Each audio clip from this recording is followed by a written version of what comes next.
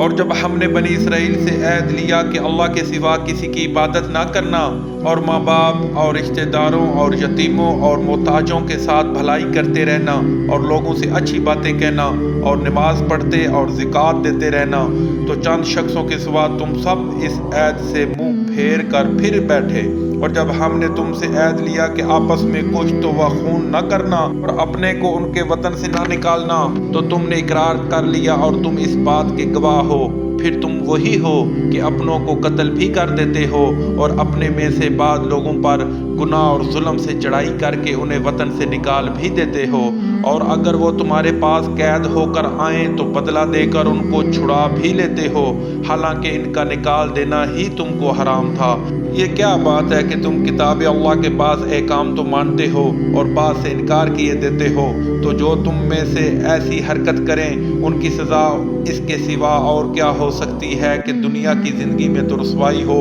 اور قیامت کے دن سخت سے سخت عذاب میں ڈال دیے جائیں۔ اور جو کام تم کرتے ہو اللہ ان سے غافل نہیں، کہ وہ لوگ ہیں جنہوں نے آخرت کے بدلے دنیا کی زندگی خریدی،